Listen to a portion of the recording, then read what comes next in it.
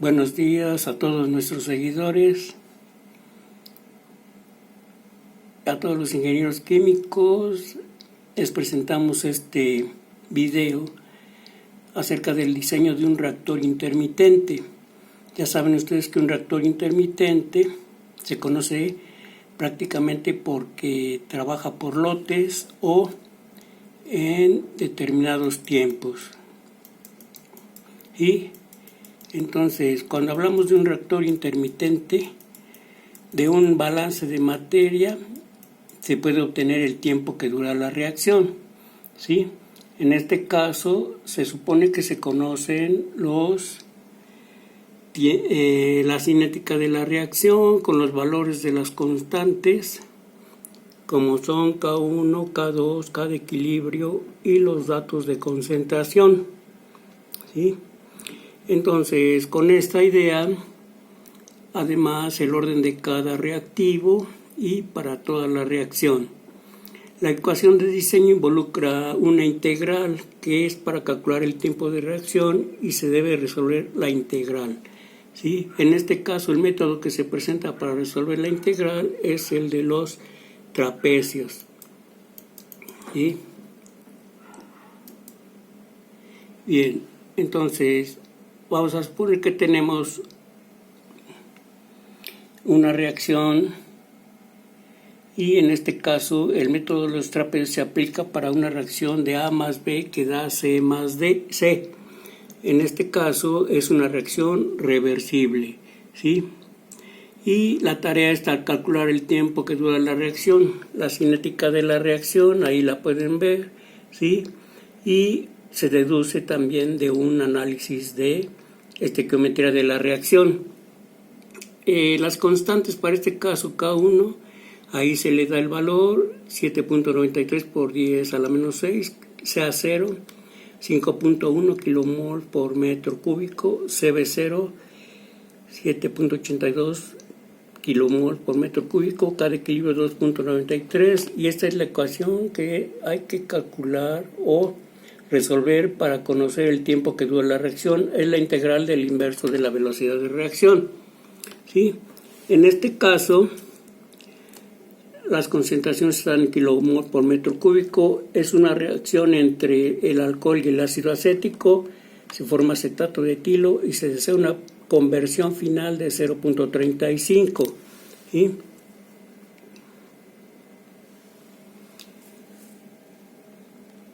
Se procede a la tabulación. La tabulación consiste en darle valores a CA0, XA, K1, K de equilibrio, 1 menos XA, cada uno de los términos, 1.533 menos XA, XA al cuadrado sobre la K de equilibrio y calcular el 1 sobre RA.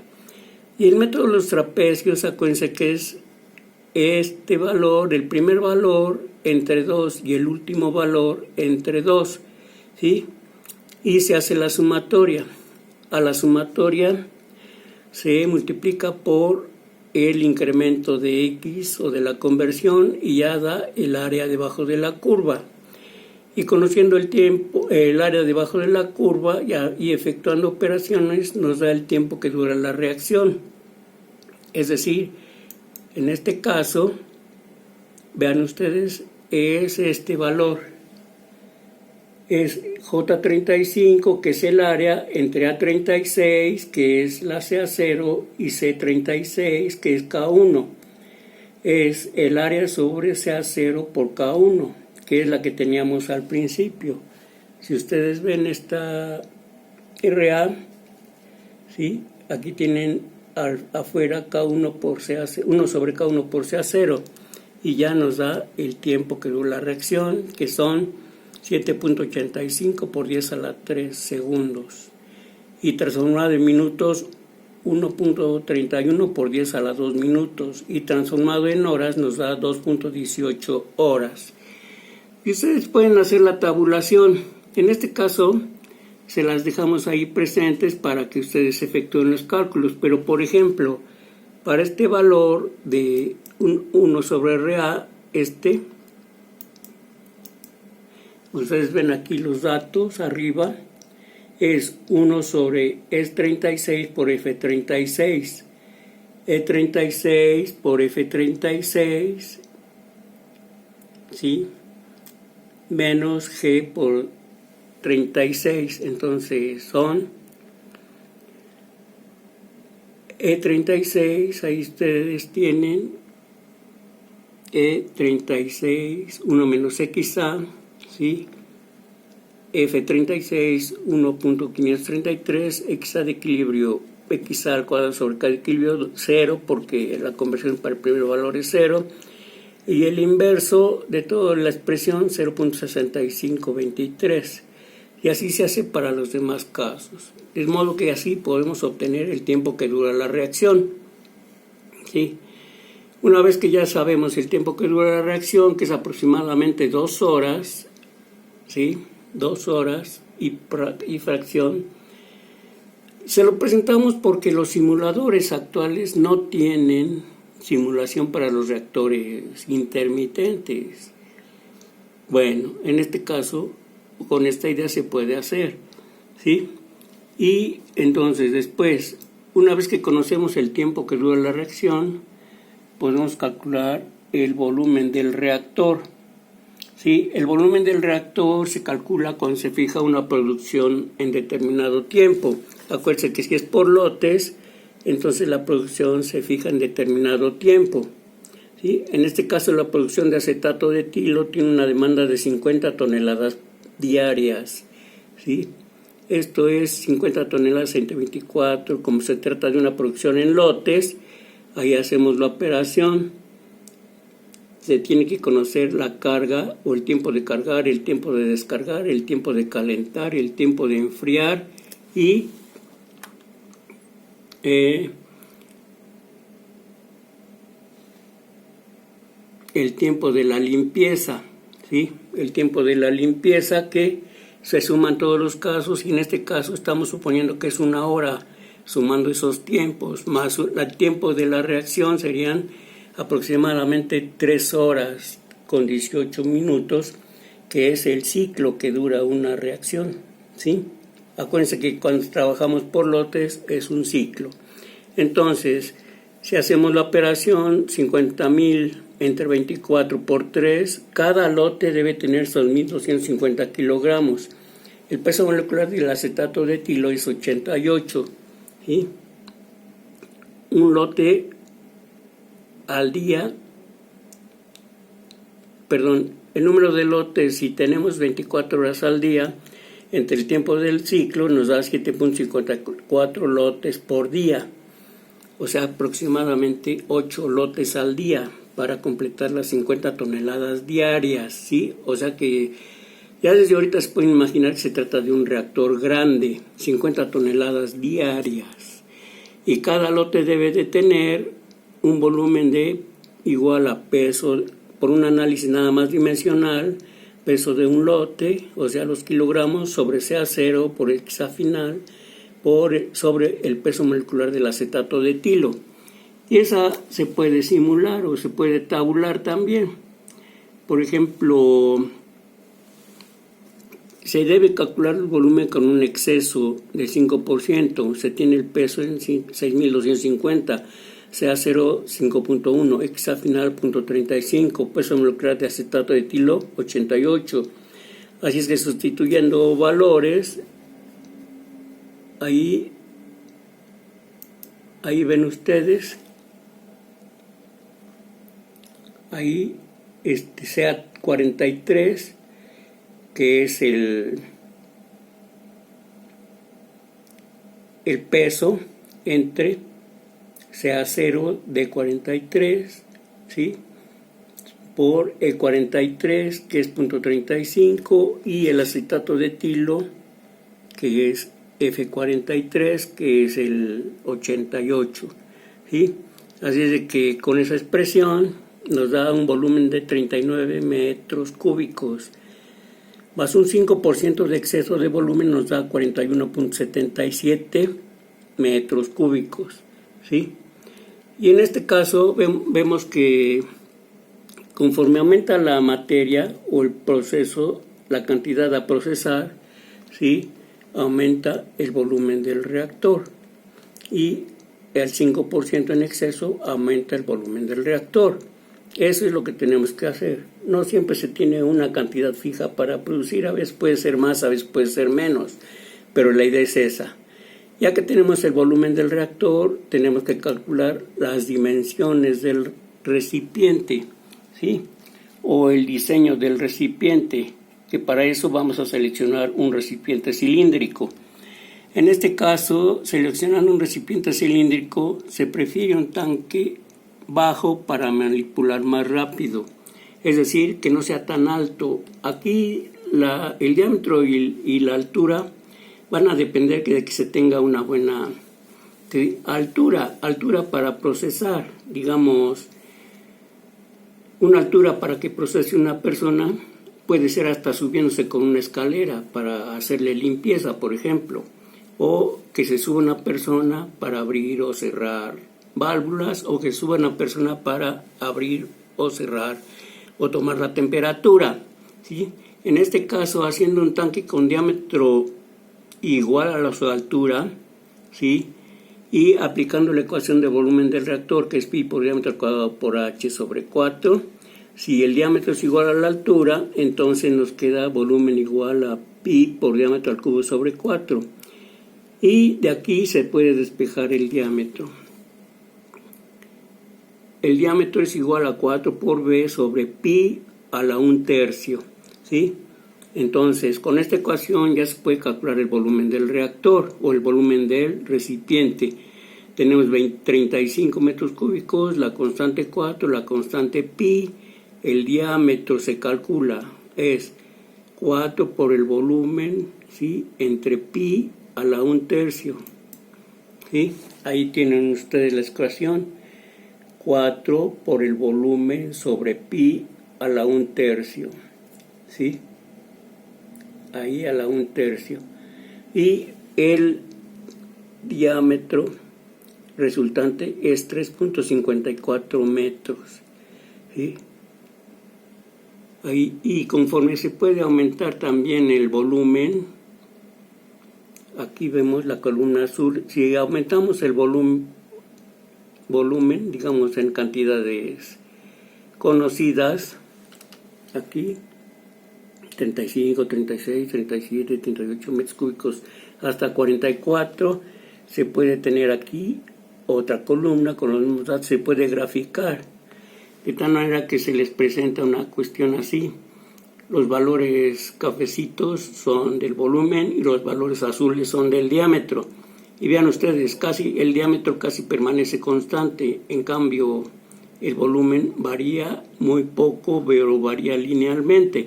Esa es una idea porque a veces uno dice, ¿puedo aumentar la producción? Sí. ¿Me sirve el mismo reactor? Sí.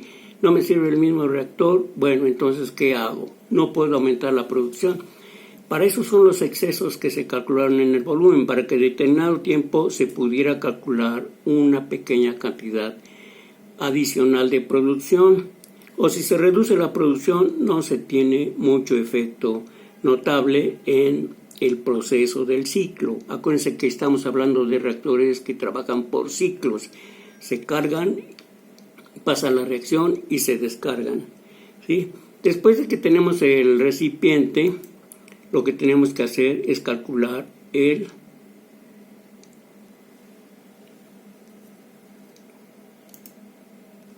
espesor de la lámina del recipiente. ¿Cómo se calcula el espesor de la lámina del recipiente? Pues se selecciona un material de acuerdo a los reactivos que se estén trabajando. Por ejemplo, en este caso se trata de una reacción en donde predomina el hidrógeno y el OH. ¿Sí? Predomina el hidrógeno y el OH. Entonces,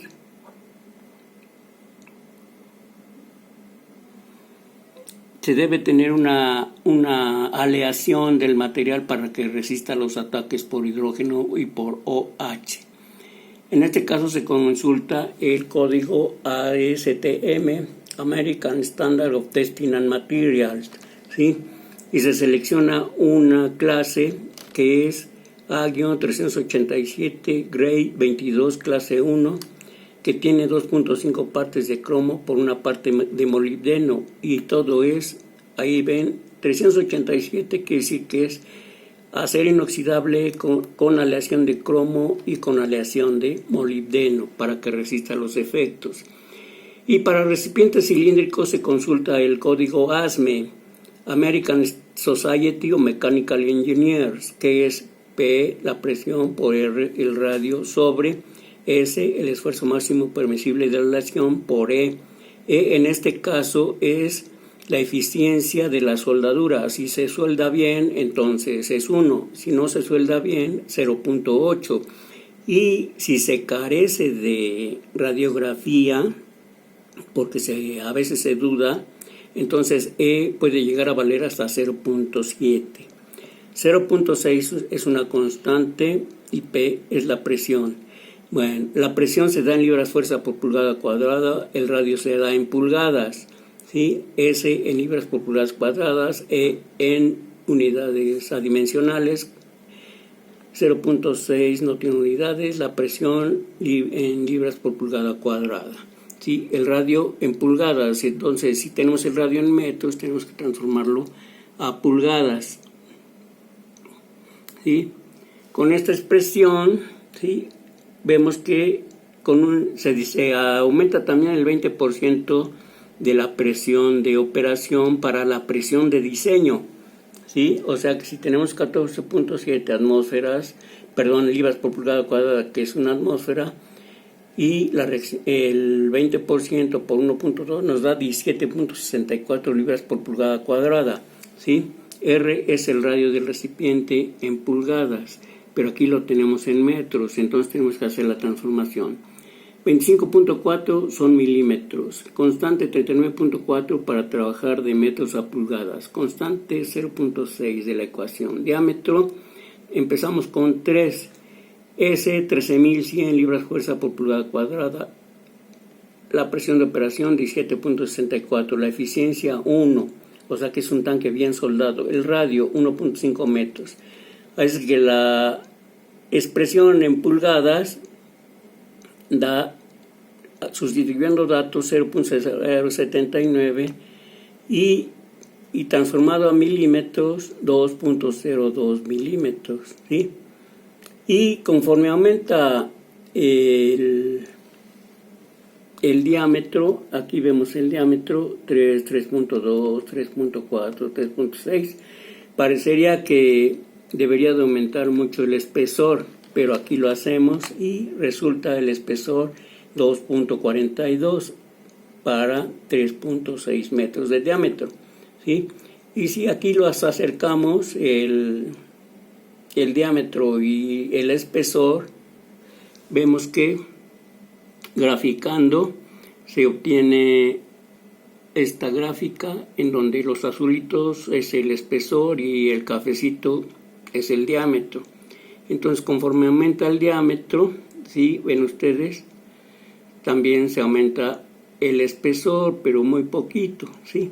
Entonces, con esto queremos darle la idea de que un reactor intermitente o por lotes, como se conoce, es un tipo de reactor que siempre se usa, muchas veces se usa. Entonces hay que tener muy en cuenta todos estos datos para que ustedes pudieran diseñarlo y poder llegar a las dimensiones. En este caso, si ustedes ponen un poco de atención, este reactor podría tener agitador, ¿sí? Y el agitador implica que debe tener un motor. Entonces, el motor debe ser de la capacidad para alcanzar las revoluciones necesarias para que se alcance dentro del reactor un flujo turbulento. Ese flujo turbulento, saben ustedes que causa que el reactor trabaje en forma homogénea.